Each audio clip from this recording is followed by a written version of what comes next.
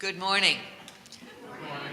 I am Barbara Martin, Chair of the Standing Committee, which is the elected governing team here at First Church Boston. And it is wonderful to welcome all of you, those of us gathered here and those who are with us on YouTube. Here is in our sanctuary at the corner of Berkeley and Marlborough in the Back Bay. I want to give a special welcome to anyone who is here as a visitor, perhaps for the first time, whether for near or far. If you would like to know more about First Church Boston or about Unitarian Universalism, you can go to firstchurchboston.org, but you can also speak to me or almost any member of the congregation at coffee hour, and we do hope you'll stay with us for coffee hour for community and question answering if you have them. I have a number of announcements today. The primary one, perhaps, that next week for Easter, we will have a number of events for those who want to greet the light early and feel that sense of renewal. We will be gathering here at the church at 6 o'clock to walk over to the Charles River and experience the sunrise, sharing readings of hope and renewal. You are welcome to bring one from any tradition that you would like to share, or you are welcome to come simply to be in community and hear from those that are read. Coffee and baked goods will be provided, and I'm going to be there, and I hope to see some of you. Then at 11 o'clock, we will have our Easter service led by our minister, the Reverend Dr. Stephanie May, on the topic of, reminding myself, resurrecting hope, speaking to how can this ancient story, Christian story, speak to us in a time when we do need hope and renewal. Following that, we are going to be hosting a Easter egg hunt. We hope to draw kids from the neighborhood. We've had some indications in response to online posting of great enthusiasm. So I welcome any volunteers who would like to be part of that. I'm going to be hosting an egg dyeing event this Friday from 1 to 3 here in the kitchen at First Church. If you have a yen to dye real hard-boiled eggs. This is an eco-friendly Easter egg hunt. We have tried to make it plastic-free, so we are going to be hiding a variety of real eggs, of wooden eggs that can be turned in for a prize to take home, and also hollow cardboard eggs that will have treats inside. And we have a few of those still to decorate if anyone would like to join me and Catherine Howard and anyone else in the auditorium after the service today. That's a fun thing to play around with. You can let your imagination go wild. There are no templates. So that's Easter. It is also my great pleasure to introduce our pulpit guest and welcome our pulpit guest this morning, the Reverend Mary Margaret Earl from UU Urban Ministry. Reverend Earl has served as the Executive Director and Senior Minister of the Unitarian Universalist Urban Ministry for 9 years, and in that ministry, she strengthens connections between UUs and the Roxbury neighborhood where the UUM operates. It's housed in the historic building at First Church in Roxbury, where Reverend Earl has led a wonderful campaign of renovation and renewal in her years. I had a tour there last fall. Reverend Earl has served on the leadership team of Moral Movement Massachusetts, the Roxbury Cultural Network, and currently serves on the search committee for the new Roxbury Community College president. We also have with us and are glad to welcome Annie Stubbs of UU Urban Ministry, and they will both be happy to tell you more about what is going on there now during coffee hour. First Church Boston, as you know, is a longtime member of the UU Urban Ministry, and I look forward to learning more as well and to hearing what Reverend Earl has to bring to us this morning.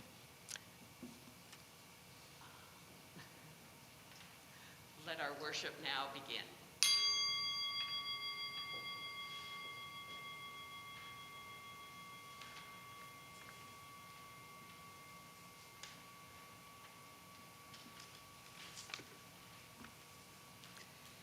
Our opening words from the poet Mary Oliver.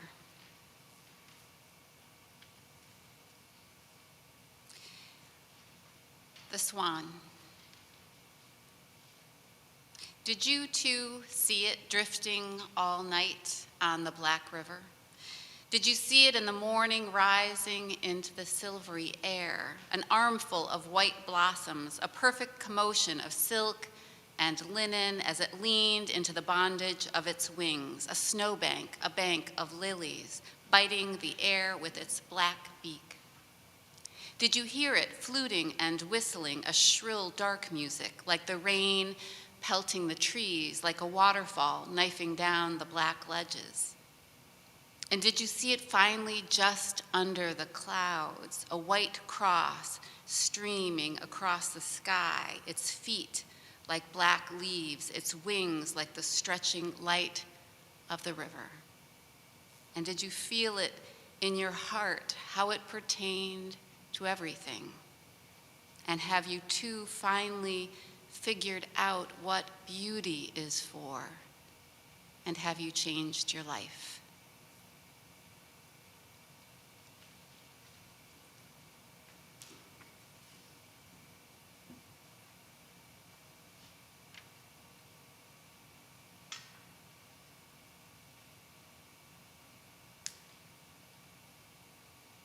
Love is the spirit of this church, and service this law.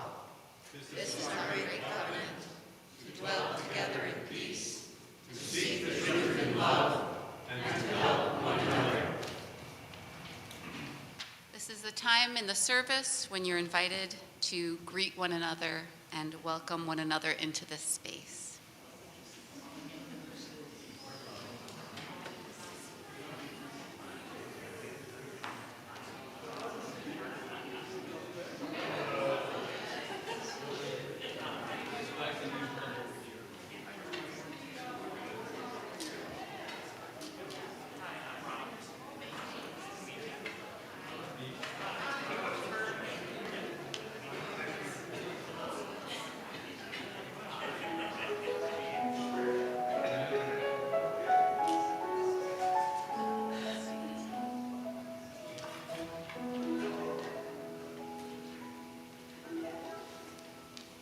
Please rise and join me in our opening hymn, 168, One More Step.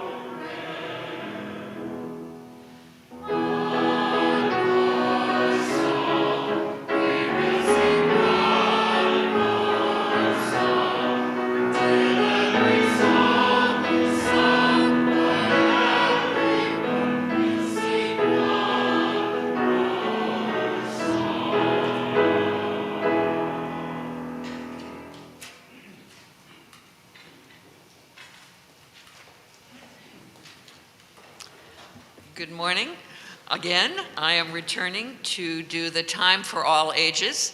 And in our theme of community and connection, the book for today is All Our Neighbors by Alexandra Penfold and Suzanne Kaufman.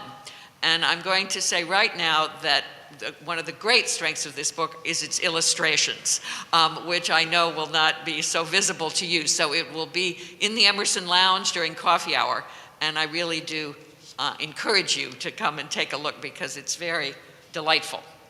But to take you through it, showing them as best I can. What is a community? And we have a group of kids of various ages calling out to a girl who's looking out through her doorway at the top of the stoop, and I have a sense she's new to the neighborhood. What is a community? It's a place for you and me. Come along and you'll see we all are neighbors here. And they welcome her to set off down the street. We start our days in different ways. Some go to work and others stay. So there are folks boarding the bus, and then there are people building buildings, but also views through the windows into a whole variety of activities taking place inside as this troop of kids heads down the street. We're here for each other, come what may. We all are neighbors here. One of the details is that a young woman with long hair is helping a baffled taxi driver change his tire, as well as various other interactions. And you may be able to see from where you are that the crosswalk stripes are rainbow colored in this neighborhood. Let's go walking down our street, friends and neighbors here to greet. Oh, so many folks to meet. We all are neighbors here. And there are 3 rows of highly varied storefronts, ranging from dim sum house to a bookstore to the jazz school to community coffee on the corner. And in the next spread, they go inside community coffee, where there are folks children eating cupcakes and a table doing the crossword puzzle, and a sign on the wall saying more voices, and another saying we love our neighbors. What is a community? It's a place for you and me. And then again, coming out of community coffee and crossing that rainbow striped crosswalk, come along and you'll see we all are neighbors here. A friendly smile, a familiar face, helping hands just in case. They're approaching a somewhat old-fashioned, institutional-looking building. I'm not going to ask for a show of hands, but I bet many of you can guess what building this is, one of my favorites. We are now inside the local library. And again, you have adults at tables and kids carrying stacks of books and people going into the stacks.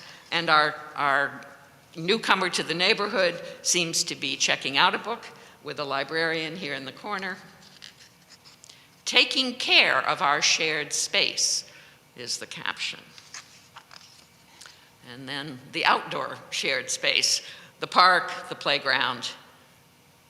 We all are neighbors here.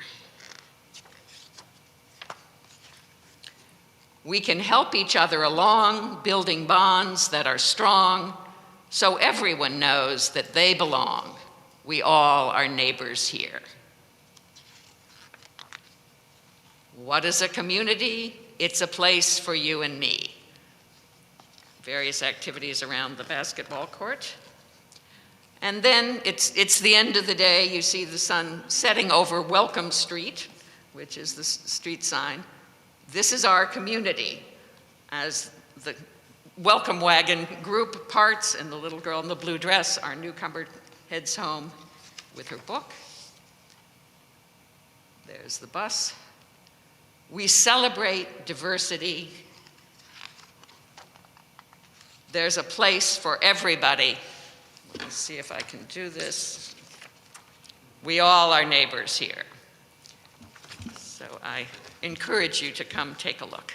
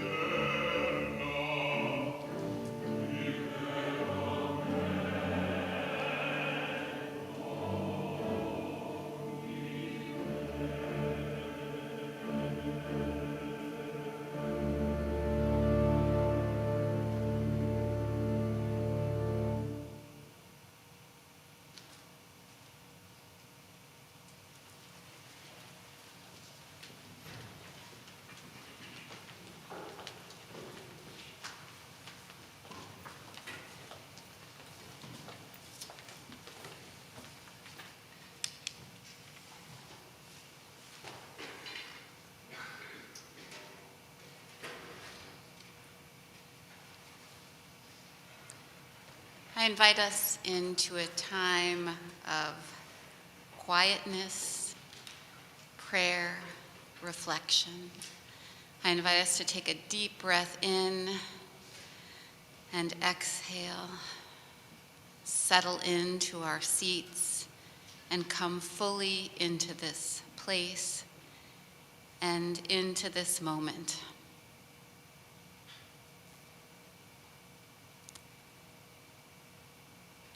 Creative Spirit, that which surpasses our human understanding, that which is bigger than our imaginations, but that is present here, now.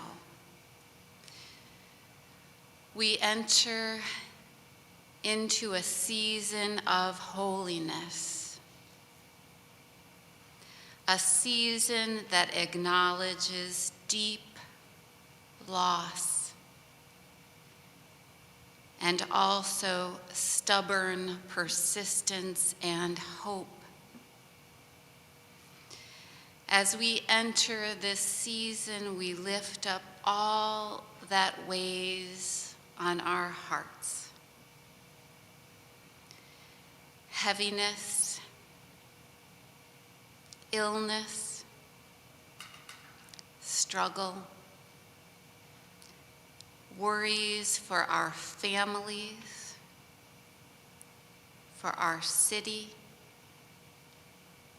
for our country, for our world, and for the very earth which we all inhabit. And we ask that the creative Spirit continue to sustain us, encourage us, work within us, so that again and again we feel a second wind. Nurture our inner resources so that we can summon answers to the problems before us and begin again and again and again. We breathe in and enter together into a time of stillness.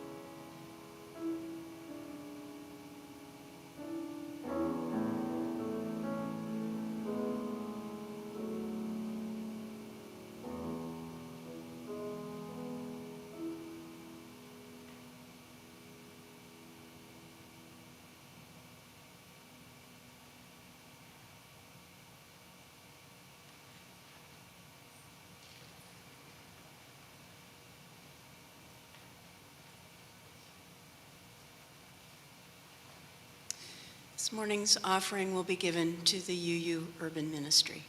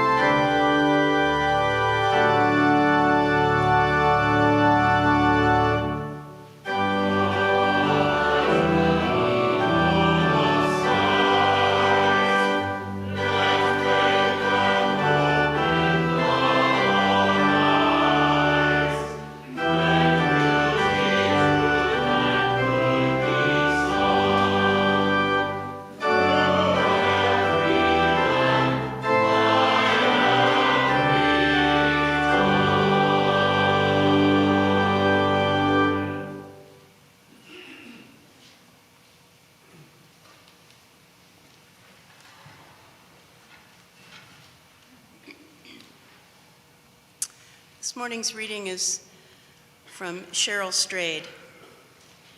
Cheryl Strayed hiked 1,110 miles of the Pacific Crest Trail in a pilgrimage to heal her life's hurts, most especially the quick death of her 45-year-old mother to cancer when Cheryl was 21. She went ill-prepared and too heavily loaded, and quickly felt the pain of that. 2 small boots wrecking her feet, a too heavy pack leaving her hips bleeding and raw, and her back bent, and still she walked. She claimed a cast-off ski pole to steady her. She lightened her load, shedding what was not essential. Her legs grew stronger. And still it never got easy, not even to the end. She wrote of the second week in the journey. It was day 1 of week 2, officially summer, the last week of June, and I was not only in a different season now, but in a different country too, ascending higher in the South Sierra wilderness.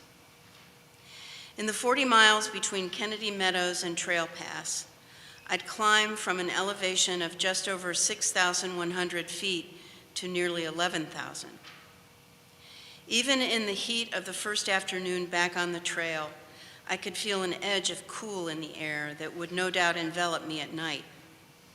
There was no question that I was in the Sierra now, Muir's beloved range of light. I walked beneath great dark trees that put the smaller plants beneath an almost complete shadow and past wide grassy meadows of wildflowers. I scrambled over snowmelt streams by stepping from one unsteady rock to another, aided by my ski pole. At foot speed, the Sierra Nevada seemed just barely surmountable. I could always take another step. It was only when I rounded a bend and glimpsed the white peaks ahead that I doubted my abilities. Only when I thought how far I had yet to go that I lost faith that I would get there.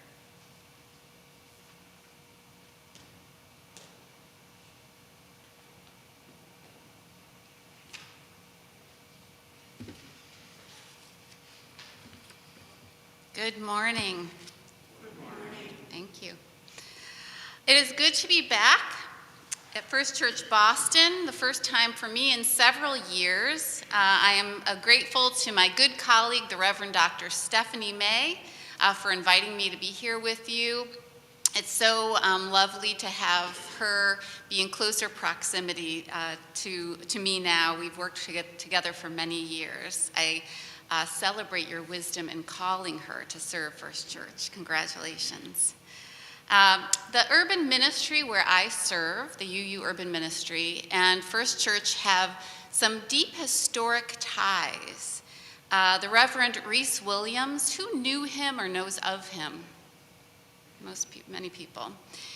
So he was connected to the work of the Unitarian Universalist Urban Ministry when it was called the Benevolent Fraternity of Unitarian Churches, which is still our behind-the-scenes name. He was active in our work for many decades. Beginning in 1961, he was elected as a delegate at large, and he also served as president of the board of the UU Urban Ministry from 1991 to 1999. And over time, I've come to appreciate the importance of honoring historic ties like that. So there are ways that we are connected. There are other ways that in the past you have connected with our work.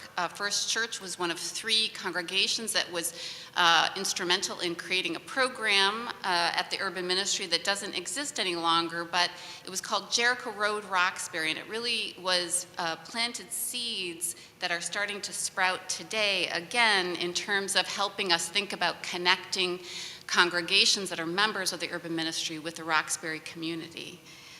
And there are other ties. Grace Greger, who's very involved in this congregation, served on our board for many years and still is a delegate who represents First Church at the Urban Ministry. So it is good to be here to rekindle our connections this morning. Good to be back here. And I begin this morning with a question for you. And my question is, how is your heart?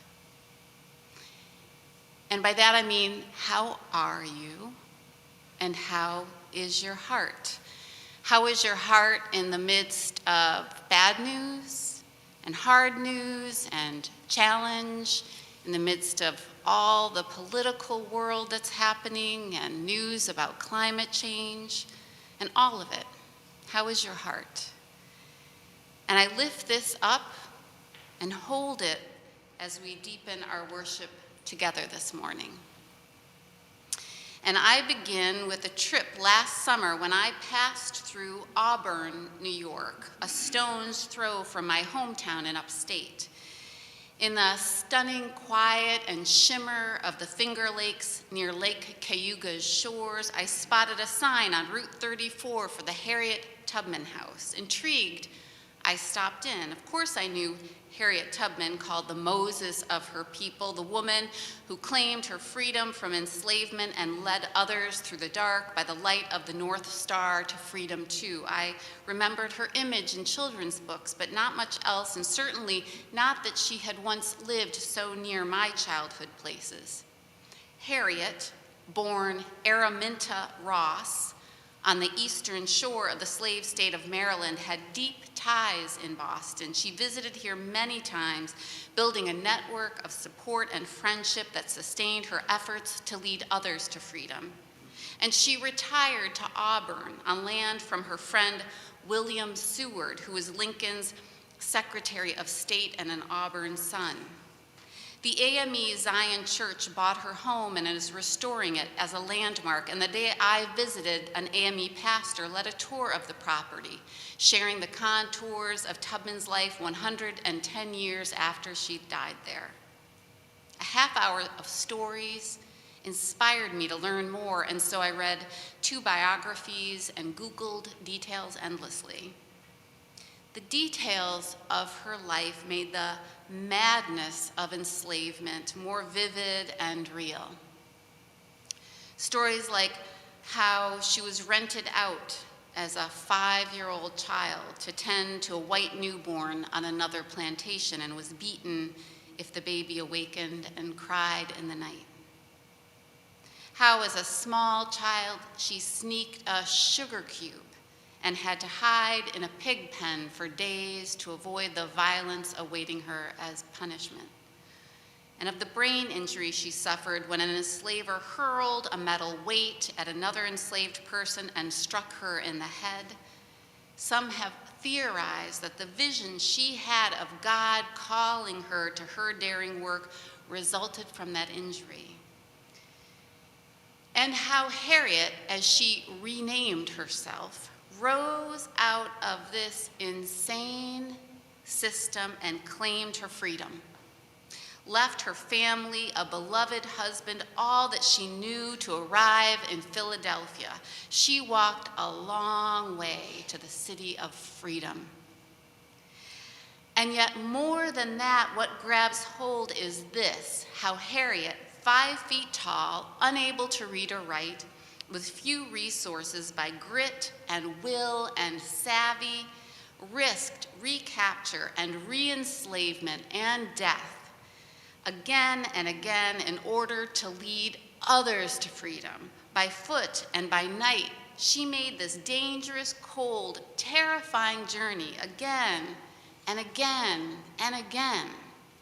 The way was long, but Harriet Tubman walked it about 15 times and led more than 70 others to freedom too. In Harriet Tubman, The Road to Freedom, author Catherine Clinton wrote this. Harriet Tubman had been a liberator, a woman who stood up to the slave power, and a warrior whose actions spoke louder than words. She seized the road to freedom, not just for herself, but also for her family and others during her decade-long association with the Underground Railroad. This bravery earned her a fierce reputation. She was on the slaveholders' most wanted list with a steep price on her head. Posters with a description of Moses, as she was called, were plastered through the Upper South until the Civil War broke out, end quote. Harriet Tubman's personal courage and stamina captivates, not only because of her unusual courage before the war, or even her work to end enslavement as a spy for the North during the war, but that her work never ended. After the war, she worked until her death in Auburn to care and advocate for African Americans who were aging in poverty. She never stopped confronting racial oppression. The way was long, and she kept to it. The way is still long, and we are called to keep to it. 158 years after the Civil War ended, Greater Boston remains mired in the legacy of enslavement and racism and segregation. Graduation rates, incarceration rates, wealth and health measures all remain shaped by them. Consider infant mortality. Last fall, the Boston Public Health Commission published the Maternal and Infant Health Report. In Boston, Black residents experienced the highest rates of infant mortality, preterm births, and low birth weight. The rate of infant mortality among Black infants in Boston was more than 3 times the rate for white infants. Consider housing. According to the Boston Indicators Project, 66% of Black residents are renters, double the rate of white residents. That means that Black residents are vulnerable to spiraling rent increases and then displacement and cannot build the wealth that is earned through home ownership. Consider the racial wealth gap. According to the Indicators Project, racial wealth disparities have grown and not lessened over the past 30 years. Quote, in the United States, economic inequity is inextricably connected to growing racial inequity. By 2019, white wealth was almost 9 times as high as Black wealth. And then consider death. The mortality gap remains a stark reminder of racism, with a 23-year difference in life expectancy between Roxbury residents, which is 1 mile away, and those in White Back Bay. Racism's stamp marks the lives of African Americans from birth through death and at every point in between. And it is these realities that drive the UU Urban Ministries' mission to dismantle racism and white supremacy culture and envision a greater Boston where all its residents can shape the present and the future. And so we continue to operate programs like our longtime domestic violence shelter, and we also reimagine our work for justice. We're expanding our after-school program to nurture the next generation of BIPOC leaders, creating career exploration opportunities so that young people can choose their own paths. We've created our Community Conversations series to highlight the history and impact of racism, this season shining a light on housing policy in Boston. We expanded our Roxbury Tours program, celebrating the richness and history of the Roxbury community. And we're nearing completion of the full restoration of our historic meeting house as a place to serve and to celebrate Roxbury. UUs from all our 46 member congregations, like First Church Boston, have helped us in each of these changes, and I'm proud of what we've accomplished. And there is so much more work to do. Families in our neighborhood in Roxbury are getting pushed out by gentrification. Young people cannot get the opportunities that they need. Brilliant young people who flourished in our after-school program and graduated from college still can't find the jobs that they want. The way is long. From our reading by Cheryl Strayed, quote, at foot speed, the Sierra Nevada seemed just barely surmountable. I could always take another step. It was only when I rounded a bend and glimpsed the white peaks ahead that I doubted my abilities, only when I thought how far I had yet to go that I lost faith that I would get there. What we need is to take another step, and another, and then another. In our work at the UU Urban Ministry and in the work that we all do for justice, individually and collectively, we need to take another step. We need to keep walking forward even when it's daunting and steep and hard. And so I return to this question. How are you? And how is your heart? How are you doing on the long way? And what do you need to keep pressing forward for justice? This morning, I'm going to invite you to honor what you need to keep on your path for justice in whatever way you feel called, whether it's fighting against climate change or for trans rights or to shelter immigrants or to work for racial justice. Sometimes we need community. Harriet Tubman needed it. She was sometimes alone in her underground rescues, but she was also encouraged and sustained by a web of like-minded abolitionists. In them, she found encouragement and support. The Underground Railroad was possible only because people committed to change worked together to form an unbroken line from enslavement to freedom. Sometimes we need to be part of a group that is working together in common goals to encourage one another forward. Sometimes we need community.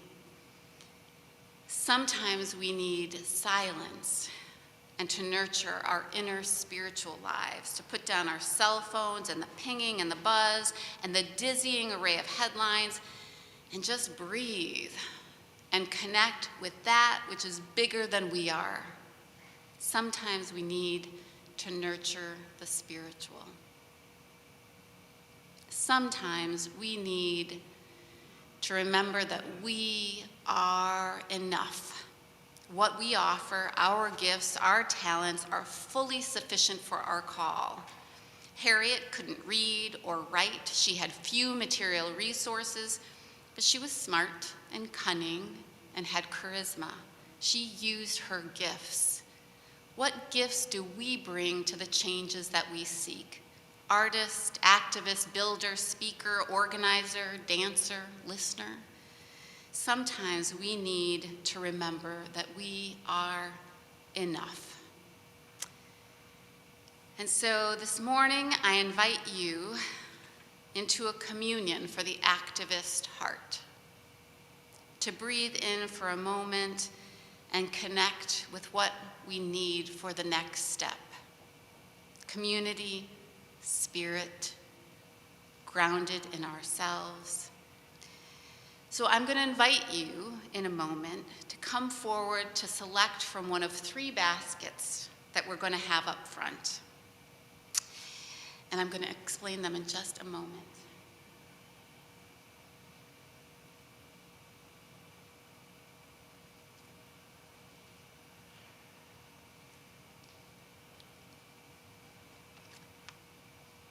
In this basket are pieces of the bark of a tree. And science tells us that trees communicate by their roots beneath the surface and form their own community. So you'll be invited forward in a moment to take a piece of a bark of a tree if you need community. If you need to tend to your spirit and need to seek some quiet, you'll be invited to come forward and take a candle that represents nurturing spirit. And if you need to remember that you are enough, you can come forward and take a stone to be grounded in remembering that. So I'm going to invite our 3 basket holders forward.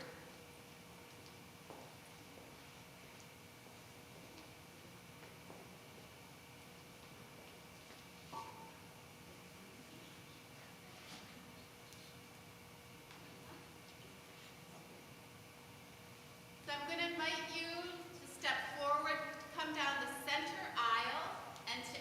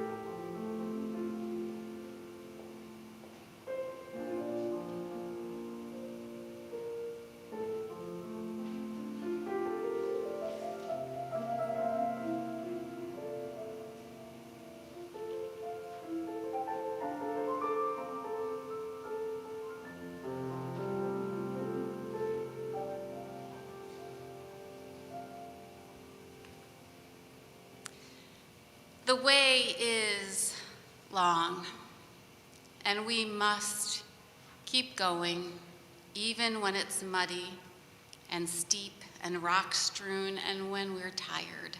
The way is long, and we must keep going because the world needs us to. Change takes time and faithfulness. At foot speed, we can always take another step. I invite you in joining with me in our closing hymn, number 108, My Life Flows On.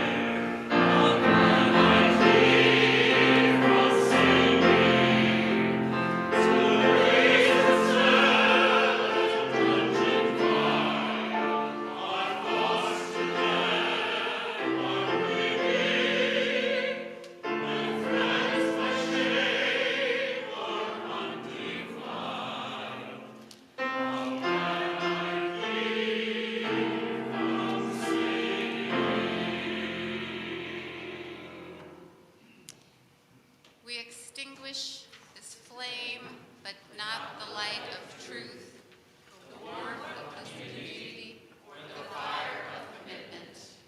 These we carry in our hearts until we are together again. Go out remembering that you have gifts to bring to this world. And go out remembering that the world offers you gifts to sustain you on the way. Amen.